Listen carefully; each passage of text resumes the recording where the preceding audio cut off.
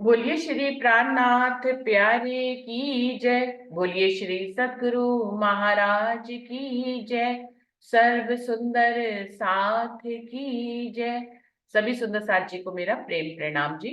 गोपाल परमहंस गोपाल मणि जी की बीतक में हम हैं पेज नंबर 117 पे। तो महाराज जी की इस महिमा से, जो भोग वाली महिमा से जो है, महाराजा विश्वनाथ जो रीवा के राजा थे उन तक ये महिमा पहुंची, तो अपने पुत्र को वो महाराज जी के पास भेजते हैं कि आप रीवा में पधारें। उनके पुत्र जो है अपने पिता का संदेश लेकर महाराज जी के पास आते हैं और उनसे आग्रह करते हैं कि वो रीवा चलें। उसी के लिए कुछ चौपाइयां हैं आगे। होत दर्श अरु पर्श तुम्हारे, नाथ सुफल जिय जन्म हमारे। यह सुनी कृपा महामुनि कीना, विश्वनाथ कहाँ दर्शन दीना। चले संग युवराज के संत समाज निवाए, सेठ विधा दीनी तहाँ हृदय हर्ष भराए। इस प्रकार से युवराज रघुराज सिंह जुदेन की प्रार्थना स्वीकार कर श्री महाराज जी ने मुकुंदपुर से संत महात्मा तथा अन्य लोगों के सहित नृप राजा विश्वनाथ जी के यहाँ से रीवा नगर की तरफ प्रस्थान किया। उनकी इस प्रार्थना को स्वीकार करते हुए उन्होंने इस यहाँ से विदा लिया। सबसे दिवाली यही मनाई, फिर यहाँ से विदा लेके वो रीवा की तरफ प्रस्थान किया उन्होंने। आप रीवा शहर के निकट पहुंचे तो महाराज विश्वनाथ सिंह ने आकर दर्शन किए और साष्टांग दंडवत प्रणाम कर बड़े स्वागत के साथ अपने महल में पधरावनी की और सुंदर साथ को आसन भी दिया। राजा ने महारानी सहित आप श्री के चरण धोकर चंदन पुष्प चावल दूध दधी नैवेद्य उपचार विधि से पूजन कर आपकी आरती भी की और उसके बाद दंपति ने दोनों हाथ जोड़कर उनकी स्तुति की। अब स्तुति के भी कुछ चौपाइयां हैं।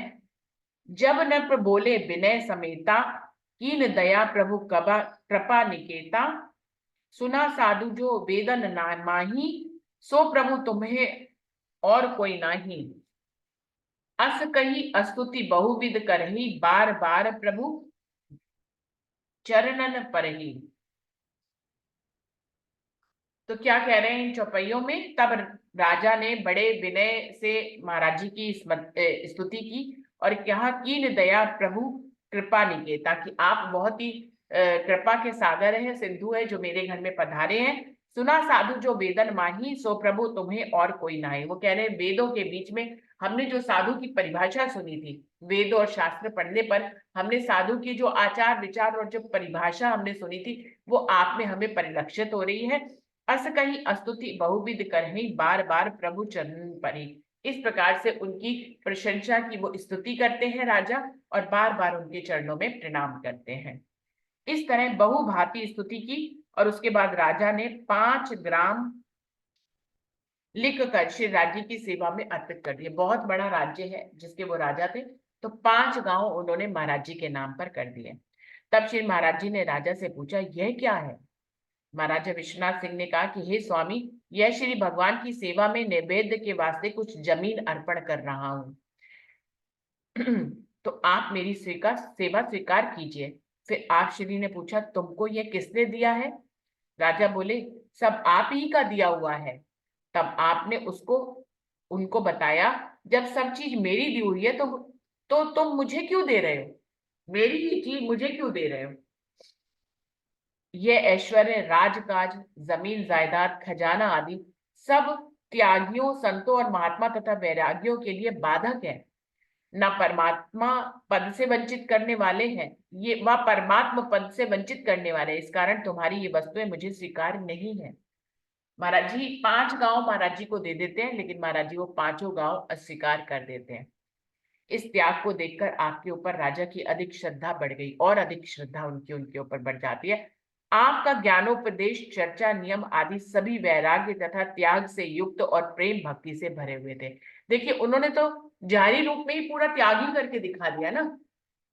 एक लालच आया, नहीं लिया, तो उन्होंने कहा ये मेरा है ही नहीं, मुझे परमात्मा के पद से ये दूर कर देगा। तो यहाँ पे भी त्याग का बहुत बड़ा उदाहरण उन्होंने दे दिया। अब सब तो राजा एकदम आकर्षित हो गए कि भाई इतने संत महात्मा आते हैं, हम इतना कुछ उनको देते हैं, तुरंत स्वीकार कर लेते। ये पहले महात्मा आए हैं, इनको 5 गांव भी उन्होंने स्वीकार ही नहीं किए। तो उनके खाली चर्चा में ही त्याग और विरक्तता की बातें नहीं थी, उनके आचार विचार में भी त्याग और विरक्तता की बातें थी। और दूसरी बात है, सब प्रेम भरी बातें थी। आप सत्य असत्य माया ब्रह्म का निर्णय कर क्षर अक्षर अक्षरातीत पूर्ण ब्रह्म पुरुषोत्तम सच्चिदानंद स्वरूप श्री राज्य का दिव्य धाम दृष्टि गोचर कराते थे। देखिए कितना स्पष्ट लिखा है कि राजी महाराज का दिव्य धाम दृष्टि गोचर कराते थे। करते करने की बात नहीं आ रही, खुद तो करते ही होंगे। क्या कह रहे हैं, राज्य का दिव्य ब्रह्मपुर धाम दृष्टि गोचर कराते थे। अब इसके दो भाव निकल सकते हैं सुंदर साथ जी। दृष्टि गोचर कराते थे मतलब या तो ज्ञान से दिखाते थे, अपनी चर्चा के माध्यम से दिखाते थे, चर्चनी के माध्यम से दिखाते थे, या फिर आंतरिक नैनों से दिखाते थे। कई भाव आ सकते हैं। दृष्टि गोचर कराते थे, इसमें यहाँ पे लिखा है कि वो दिव्य ब्रह्मपुर धाम को दृष्टि गोचर कराते थे। तो इस तरह से सुंदर साथ जी महाराज जी की महिमा इतनी अधिक थी, और वो राज्य के स्वरूप श्रृंगार का वर्णन करते थे, परमधाम का वर्णन करते थे, और यहाँ तो ये तक आ रहा है कि वो दिखाते भी थे।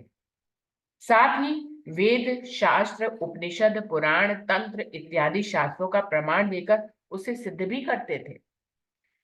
आपके ज्ञानोपदेश को सुनकर बड़े बड़े ज्ञानी महात्मा पंडित विद्वान चकित रह जाते थे, और रात दिन ज्ञान चर्चा व ब्रह्म ज्ञान रस में लीन होकर आत्म जागृति की दशा को प्राप्त होते थे। और जिनका पूर्व संस्कार नहीं होता था, उनकी आत्मा जागृत नहीं हो पाती थी। ये भी यहाँ पे लिखा है कि जिनका पूर्ण संस्कार नहीं होता था, पूर्व का संस्कार नहीं होता था, उनकी आत्मा जागृत नहीं हो पाती थी। चिकने घड़े की तरह वो ज्ञान चर्चा तो सुन लेते थे, लेकिन आत्म जागृत नहीं होती थी। और जिनका पहले से पूर्व संस्कार था, फटाफट आत्मा लौ से लौ जलती चली जाती है, और दीपक जल जाते हैं, तो जागनी होती चली जा रही थी। लेकिन अब ये पूर्व संस्कार से क्या मतलब है सुंदर साथ जी, आप लोगों को क्या समझ में आ रहा है? जो ये लाइन लिखी है कि जिनका पूर्व संस्कार नहीं होता था, उनकी आत्मा जागृत नहीं हो पाती थी, इससे क्या मतलब है? पूर्व संस्कार से क्या मतलब है? किसी सुंदर साथ को समझ में आ रहा है?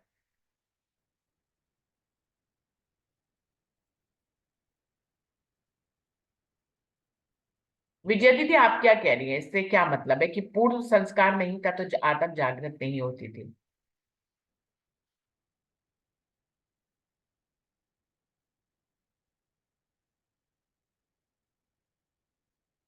विजय दीदी कुछ विचार है आपका इसके बारे में?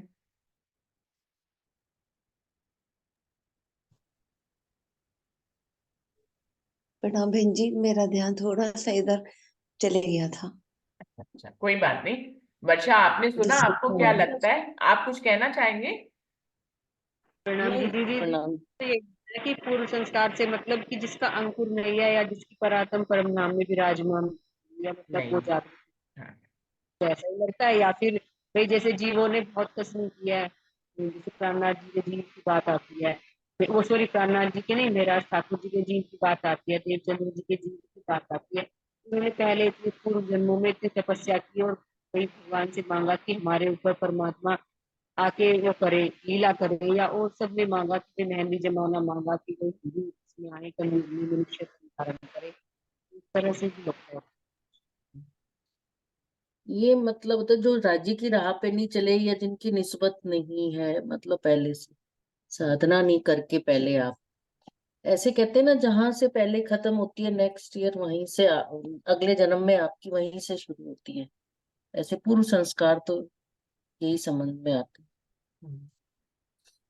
मुझे थोड़ी प्रणाम जी। अपीलिंग लगी थी जो मतलब ये लाइन मैं भी दो बातें निकल कर आ रही हैं प्रतिभा दीदी और वर्षा की बात से, कि उनको कहा गया है एक तो वो जीव जिन्होंने कोई तपस्या ही नहीं करी, मतलब एक वो जीव है जो वाणी में आता है जिन्होंने मेहंदी जमाना मांगा था, जिसके लिए वो हमेशा साल दर साल वो तपस्या, सालों से तपस्या कर रहे हैं, बर्फों में बैठ रहे हैं, अग्नि में जल रहे हैं, मतलब ऐसे जीव जो कि मेहंदी जमाना चाह रहे हैं मुक्ति के लिए कि पूर्ण पावन परमात्मा आए, हमें दर्शन दे और हमें इस आवागमन के चक्कर से काटे। तो एक तो ऐसे जीव जिन्होंने पहले से मेहंदी जमाना मांगा हुआ है और उसके लिए पूरी कसनी की हुई है, वो हो गए शुद्ध जीव। और एक वो जिनको तो जिनका तो अंकुर ही है, जिनकी परातम बैठी हुई है राज्य के चरणों में, वो तो वैसे ही जागृत हो ही जाएंगे। और कुछ ऐसे जीव जिनका पहले से ही, जिन्होंने अपनी कसनी से रहनी से खुद को शुद्ध बुद्ध कर रखा है, और वो उसी समय की प्रतीक्षा कर रहे हैं कि का वो अक्षर की पूर्ण पारब्रह्म तन के रूप में आएंगे और उनको मुक्त करेंगे। तो ये वाले जिनका पूर्व संस्कार है, तो दो तरह से बात आ रही है कि पूर्व संस्कार, एक तो ये जिनके पास परमधाम का अंकुर है, नहीं है, मतलब जिनके पास परमधाम का अंकुर नहीं है वो जागृत नहीं होंगे। पहली बात तो ये आ गई कि मतलब जिनकी परातम राज्य के चरणों में बैठी है वो तो तुरंत जागृत हो जाएंगे। लौ से लौ जली नहीं कि वो जागृत हो जाएंगे, तो वो तो जागृत हो गए। जिनका दूसरी बात ये मानी जा रही है कि जिनका परम धाम में अंकुर नहीं है वो जागृत नहीं होंगे। लेकिन पूर्व संस्कार से मतलब एक तीसरी विशुद्ध जीव के लिए भी हो सकती, वो जीव जो कि कसनी करके मेहंदी जमाना मांग के आए, वो जागृत हो जाएंगे। लेकिन जिन्होंने कोई कसनी नहीं करी है, अभी तक उन्होंने चाल ही नहीं चली है, वो जागृत नहीं होंगे। वो सुन तो लेंगे चर्चा वाणी, लेकिन वो जागृत नहीं हो पाएंगे। तो यहाँ पे दो भाव इस तरह से आ रहे हैं। तो इन दोनों भावों को हम समझ इसी तरह से समझ कर आगे बढ़ते हैं, जिसमें लिखा है कि जिनका पूर्व संस्कार नहीं होता उनकी आत्मा जागृत नहीं हो पाती थी। कोई कसनी, एक तो परम धाम में आत्म परात्म नहीं है, एक बात तो ये हो गई। दूसरी बात है आपने कोई कसनी भी नहीं करी है। एक वो जीव है जिसने कसनी करी है, तो वो उसके ऊपर आत्म से कसनी करने के कारण आत्म आ जाती है, उसकी नजर पड़ जाती है। और एक वो जीव है जिसने कोई कसनी ही नहीं करी। अभी अभी महाराज जी का सत्संग उसको मिला है, माना कि वो अब अगर कसनी करे या विरक्तता की तरफ जाए या अपनी रहनी को उसी अनुसार ब्रह्मशिष्यों जैसी बनाए, तो फिर भविष्य में उसके ऊपर जो है परात्म की नजर पड़ सकती है और वो जागृत हो सकती है। लेकिन अभी वो कह रहे हैं पूर्ण संस्कार ना होने के कारण उनकी जागनी नहीं हो पाती थी। प्रणाम जी दीदी। दीदी हाँ, अभी अगर हम अब भी देखें तो जीवों की तीन श्रेणियां दिखाई देती हैं। एक निम्न श्रेणी के जीव हैं, एक मध्यम श्रेणी के हैं और एक उत्तम श्रेणी के जीव हैं। हाँ। जो निम्न श्रेणी के जीव हैं उन्हें आज भी कोई मतलब विष्णु भगवान से भी नहीं है, परमात्मा को खोज बहुत दूर की बात है। वे सिर्फ अपना खाने में सोने में उसमें ही समय व्यतीत करते हैं या फिर अपना मनोरंजन में व्यतीत करते हैं जो उनके पास समय होता है। भगवान के लिए उनके पास कोई समय नहीं है और ना उन्हें आवश्यकता है। वे कहते हैं जब मरेंगे तब देखा जाएगा, अभी किसने देखा है, जीते जी तो कोई हाँ। देख ही नहीं सकता। तो ऐसे भी तो जीव है ना जो बिल्कुल भी मतलब परमात्मा की ओर या भगवान की ओर अग्रसर ही नहीं होना चाहते। यदि उन्हें जगाएं भी तो भी वो अग्रसर होने के लिए तैयार ही नहीं है। वे कहते हैं सब कुछ अच्छा खा रहे हैं, पी रहे हैं, मौज कर रहे हैं, फिर क्या जरूरत है परेशान होने की? भगवान ने जो करना है करेगा, देगा तो वो अपनी इच्छा से, हमें क्या इसमें अपनी आवश्यकता है कि कर्म करे। तो जो जिनकी सोच इस प्रकार की होगी उन्हें कहाँ से परमात्मा मिलेगा? नहीं मिलेगा। जी। बिल्कुल सही। तो उत्तम और विशेष जीव जो कि मेहंदी जमाना मांग रहे थे, जो कसनी कर रहे थे, कई जन्मों से कसनी कर रहे थे, वो जीव जो है वो अ, सत्संग पाते ही उनको जो है वो जागृत हो जाते हैं। वचन घड़ू मीतू लागसी, पर लेने न देवे खोटा मन। तो उनके लिए जिनकी जिनके पास पूर्व संस्कार नहीं होते, जिनकी आत्मा जागृत नहीं होती, उनके लिए यहाँ पर श्री मुखवाणी का जो वचन है उसकी बता रहे हैं कि वचन घड़ू मीठू लागसी, उनको वचन तो बहुत मीठे लगते हैं।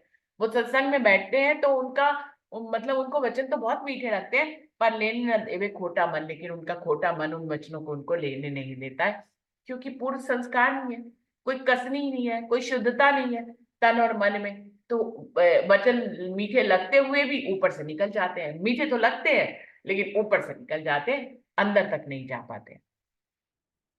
एक दिन की बात है कि राजा विश्वनाथ सिंह जी ने श्री परमहंस महाराज जी से विनती की कि यदि आपकी कृपा दृष्टि हो तो युवराज रघुराज सिंह के अंग से सफेद दाग मिट जाए। उनके बेटे को कोई सफेद दाग होंगे, तो उन्होंने विनती करी ऐसे ही विश्वनाथ जी ने कि अगर आपकी कृपा हो तो मेरे बेटे के ये सफेद दाग हट जाए। श्री महाराज जी ने विचार कर उन्हें आज्ञा दी कि अगले दिन प्रातः काल सूर्य उदय से पूर्व मेरे पास आ जाना, उसका कार्य सिद्ध हो जाएगा। ब्रह्मात्माओं का श्राप भी प्रबल होता है, युवराज रघुनाथ सिंह प्रातःकाल न आ सके। एक पहर दिन चढ़ने पर आपके पास आए। आप श्री ने कहा तुम्हारे दाग तो मिट जाएंगे, पर समय पर न आने के कारण दाग रह भी जाएंगे, क्योंकि तुम्हें ब्रह्मात्माओं का श्राप है, यह मिथ्या नहीं होता है। तुमने संतों की सेवा की है, अतः ज्ञानी और बुद्धिशाली बनोगे। अब देखिए, उन्होंने कहा कि सूर्य एक ऐसी व्याधि से तुम्हें हटना है, सुबह उठ के आने में क्या है। महाराज जी ने कहा कि तुम्हारा कार्य सिद्ध होगा, सुबह उठ के सूर्योदय से पहले आ जाना, सूर्य उदने के बाद आए। इतना आलस है। अब महाराज जी ने कहा कि आपने क्योंकि संत महात्माओं की सेवा करी है तो ये भी एक अच्छा कार्य किया, आपके दाग मिट जाएंगे। लेकिन आपने एक ब्रह्म सृष्टि की बात ही नहीं मानी। उसने कहा कि सुबह सूर्योदय से पहले आना, आप नहीं आए तो कुछ रह भी जाएंगे, तो कुछ मिट भी जाएंगे, तो कुछ रह भी जाएंगे। तो आशीर्वाद जो है पूरा फलित नहीं हो पाया। लेकिन उन्होंने कहा तुम ज्ञानी और बुद्धिमान बनोगे।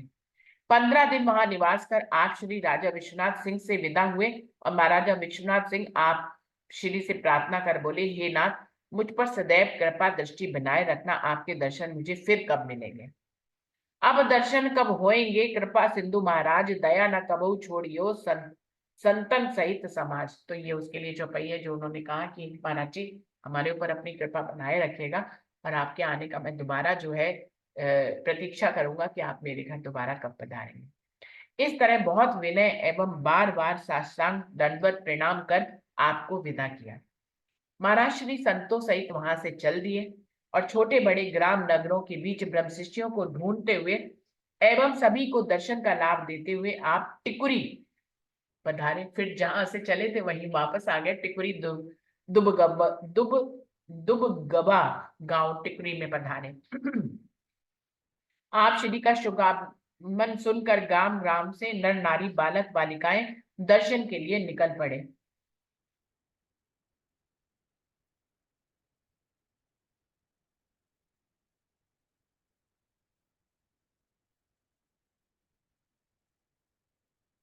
सुंदर साथ जी, ये प्रसंग के नीचे देखिए, ये लाइन खींची हुई है ना, यहाँ पे दिख रहा है आपको, ये लाइन खींची हुई। और इसके बाद पन्ने का अगला प्रसंग है, लेकिन नीचे ये एक प्रसंग और लिखा हुआ है जो टिप्पणी के रूप में लिखा है। मैं इसको भी पढ़ देती हूँ, कुछ शायद इंटरेस्टिंग हो, जो हम लोगों को अच्छा लगे, कुछ नॉलेज ही होगी इसमें। तो अभी प्रसंग यहाँ पे रुका हुआ है कि महाराज जी जो है टिकरी गांव में आ गए। उनके संदेश को सुनकर गांव गांव के बालक बालिका स्त्री पुरुष सब जो है महाराज जी से मिलने के लिए आते हैं। अभी मैं नीचे की टिप्पणी पढ़ती हूँ कि इसमें क्या लिखा हुआ है। श्रीमान महाराजा विश्वनाथ सिंह जी की माता जी कोई राजपूत अर्थात जयपुर या जोधपुर की खानदान की लड़की थी और वे श्री कृष्ण प्रणामी धर्म अनुयायी थी। ये जो राजा विश्वनाथ जिनके घर में रुके थे, जिनके बेटे के इन्होंने दाग धब्बे हटाए, उनका कुछ परिचय यहाँ पे दे रहे हैं कि उनकी जो माता जी थी वो श्री कृष्ण प्रणामी धर्म अनुयायी की थी पहले से ही। श्री कृष्ण की भक्ति भजन भाव में वे सदा तल्लीन रहती थी। इस कारण श्री कृष्ण जी उनके समक्ष साक्षात प्रकट होकर ज्ञान चर्चा उपदेश करते थे। धीरे धीरे यह बात बाहर फैल गई कि कोई व्यक्ति रात के समय श्री महारानी साहिबा के पास बैठकर बात करता है। ये समाचार श्रीमान राजा साहिब के कान तक भी पहुंच गई। एक रात को राजा साहिब छिप कर बैठे तो उन्हें भी बात करते हुए शब्द सुनाई पड़े। तब राजा साहब कोठे पर चढ़ गए और वहां पर देखा तो कोई नहीं था। अंतर्यामी परमात्मा तो आलोक हो गए थे। राजा साहब ने रानी से पूछा कि जिस शख्स से तुम बात कर रही थी वह कहाँ गया। महारानी साहिबा ने जवाब दिया, यहाँ कोई व्यक्ति नहीं है। मैं तो अपने श्री राजी महाराज से बात करती हूँ और उन्हीं के चिंतन में लगी रहती हूँ। महारानी ने कहा। राजा साहब ने समझा कि वह उनसे झूठ बोल रही हैं, तो गुस्से में उन्हें उठाकर खिड़की से बाहर फेंक दिया और स्वयं चले गए। अरे, उधर श्री कृष्ण जी ने रानी को गिरते देखकर देखा तो अपने कर कमलों से उन्हें थाम कर दूसरी मंजिल के छज्जे पर खड़ा कर दिया। सवेरा हुआ तो शहर के लोगों ने देखा कि महारानी साहिब छज्जे पर खड़ी हैं। इस बात का शहर में शोर मच गया। जब सेवक उन्हें लेने गए तो उन्होंने जवाब दिया कि मैं अब महल में नहीं जाऊंगी। इस बात को सुनकर सेवकों ने जान लिया कि महारानी साहिब अपमानित हुई हैं। इस कारण सबने कोशिश की, पर जब किसी की प्रार्थना स्वीकार नहीं की तो प्रिय राजकुमार रघुनाथ सिंह को भेजा कि वे तुमसे बहुत प्यार करती हैं और तुम्हारे कहने पर मान जाएंगे। उस वक्त उनकी उम्र 5 वर्ष की थी। आप तुतलाते हुए महारानी साहिब के पास पहुंचे। महलों में आने के लिए कुछ वचन कहते हुए जब उनसे लिपटने लगे तो रानी साहिबा ने दूर से ही देखकर कहा, बेटा मुझे छूना नहीं, नहीं तो कोड़ी हो जाओगे। इस बात का ख्याल न करते हुए आप रानी से लिपट गए और श्री महारानी साहिब ने इस बात पर बहुत नाराज हुई। बाद में बहुत पछतावा भी किया, लेकिन वचन तो निकल ही चुके थे। बाद में महारानी साहिब महलों में आई, पर श्री राज्य की सेवा पूजा भजन भक्ति के सिवाय उन्होंने किसी से संबंध नहीं रखा और आज भी वही सेवा पूजा राजू बाबा के नाम से राजमहल में चली आ रही है। श्रीमान राजा रघुनाथ सिंह के अंग पर सफेद रंग के दाग पड़ने का कारण यही था। अच्छा, ये यहाँ पर प्रसंग उन्होंने बताया है, जिसको अब देखिए सुंदर साथ जी, ये सारी बात क्लियर हो गई कि उन्होंने कहा था, क्योंकि उनकी माता ने ही उनको ये श्राप दिया था जब वो उनको बुलाने गए थे कि तुम्हारा जो है अंग जो है कोड़ी हो जाएंगे। तभी यहाँ पर महाराज जी क्या कह रहे हैं, अब देखिए उन्होंने सुबह बुलाया भी कि सुबह सूर्योदय से पहले आ जाना, तुम्हारा कार्य सिद्ध होगा, लेकिन उनका कार्यच कारण पूरा नहीं होना था ना। उनकी माता ने जो उन्हें श्राप दिया था वो भी ब्रह्म सृष्टि थी, तो उनका कार्य, उनका वचन कैसे टल जाता। और इधर महाराज जी ने कह दिया कि तुम्हारा कार्य सिद्ध होगा, सूर्योदय से पहले आना। दो बातें हो गई इसमें सुंदर साथ जी। महाराज जी ये कह रहे हैं कि आपको आना है सूर्योदय से पहले, आप आएंगे तो आपका कार्य सिद्ध हो जाएगा। और उधर माता ने इतने वर्ष पहले क्या कह रखा है कि तुम कोढ़ी हो जाओगे यदि मुझे छुओगे, तो वो श्राप अभी तक लगा हुआ है, तो वो कार्य सिद्ध नहीं होना था। लेकिन महाराज जी की बात भी पूरी होनी थी सुंदर साथ जी, ऐसा नहीं कि महाराज जी की बात पूरी नहीं होनी थी, तो वो सूर्योदय से पहले आ ही नहीं पाए। ऊपर से उन्होंने संत महात्मा की बहुत सेवा करी थी, तो महाराज जी ने कहा आप समय पे नहीं आए हैं तो इसलिए आपके कुछ दाग ठीक हो जाएंगे, लेकिन कुछ दाग तब भी रह जाएंगे। तो दोनों बातें पूरी हो गई। महाराज जी का दिया आशीर्वाद से उनके कुछ दाग ठीक भी हो गए, लेकिन माता ने जो दिया था वो भी खाली नहीं गया, तो कुछ दाग उनके रह गए। साथ में उन्होंने उसे ज्ञानी और बुद्धिमान होने का भी आशीर्वाद दिया। साथ में ये कहा कि ब्रह्म सृष्टि ने तुम्हें श्राप दिया है तो उसको वो खाली नहीं जा सकता है। तो इस तरह से अब टिकरी गांव में महाराज जी आ जाते हैं, सुंदर साथ उनको दर्शन करने के लिए सभी लोग आते हैं। प्रसंग आगे चल रहे हैं। आपके दर्शन एवं चरणों में प्रणाम कर प्यासे नैन तृप्त नहीं हो रहे थे। जिस तरह मधुमक्खियां अपने छत्ते को घेरे रहती है, उसी तरह सुंदर साथ व जन समाज आपके दर्शन और ज्ञान चर्चा सुनने के लिए मुग्ध रहता था। सब सुंदर साथ आपकी सेवा में तन मन धन से लगे रहते थे। मंदिर में भी श्री राजी महाराज की सेवा में आज्ञा के अनुकूल तत्पर खड़े रहते थे। दूर दूर के प्रेमी जन कर दर्शन हेतु आते थे और महामंत्र तारतम को प्राप्त कर परम पद का अनुभव करते थे, और बहुतों को तो केवल दर्शन का ही लाभ मिलता था। टुकरी तथा दुबगंगा स्थान का महत्व बढ़ने लगा और ब्रह्मात्माओं का समूह एकत्रित होने लगा।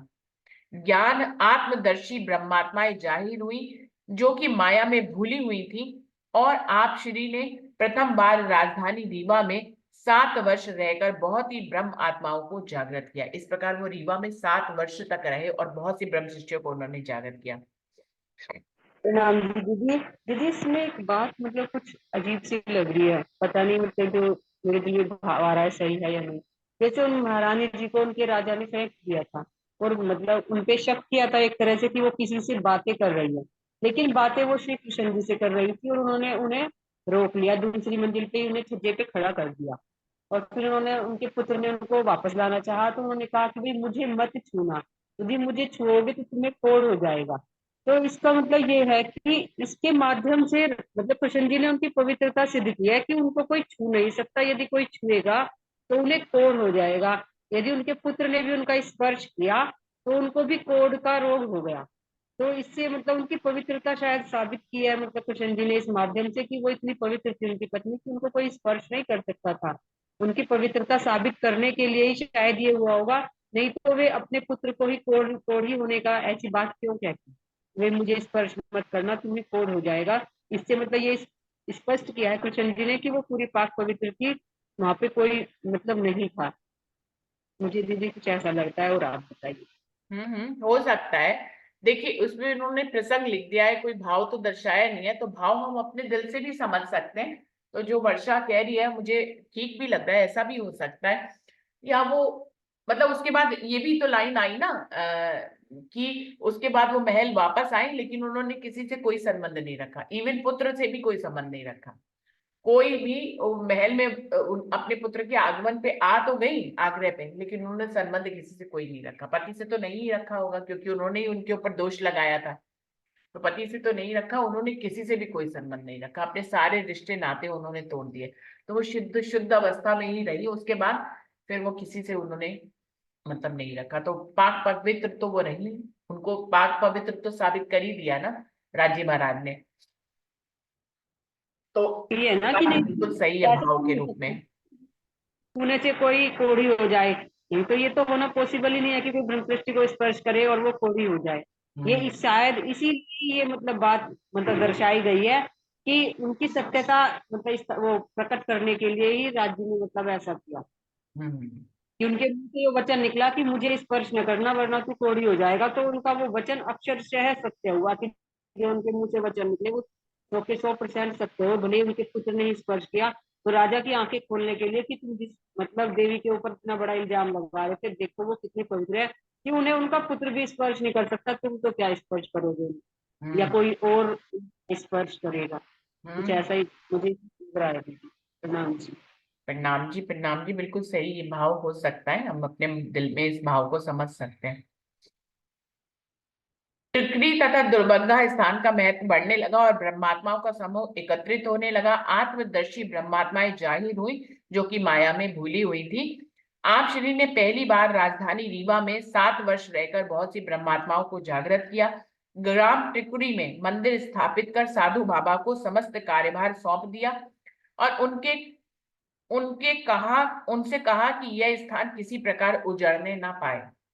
इस स्थान के द्वारा बहुत से जीवों का कल्याण होगा और इस स्थान का महत्व दिन प्रतिदिन बढ़ता ही जाएगा। ऐसा कहकर विक्रम संवत 1885 में आप भैया स्थान को लौट आए। अब देखिए अपने भैया स्थान पर 7 वर्ष तक टिकुरी गांव में रहकर अपने भैया गांव को वापस आए महाराज जी। तो वो स्थान जो टिकरी गांव है वो उन्होंने साधु बाबा को दे दिया, समर्पित कर दिया और कहा कि कभी भी ये स्थान की दिन दूनी रात चौगनी उन्नति होगी, तुम्हें इसको कभी उजड़ने नहीं देना है। तो सुंदर साथ जी यहीं पे समाप्त करते हैं। अगला प्रसंग जो है हम लोग कल पढ़ेंगे। अभी पेज नंबर 120 समाप्त हुआ है, कल 121 से पढ़ेंगे। बोलिए श्री प्राणनाथ प्यारी की जय। बोलिए श्री सद्गुरु महाराज की जय। सर्व सुंदर साथ की जय। प्रणाम जी, सभी सुंदर साथ जी को प्रेम प्रणाम जी। प्रणाम जी। प्रणाम जी। प्रणाम जी, प्रणाम जी। प्रणाम जी। प्रेम प्रणाम जी।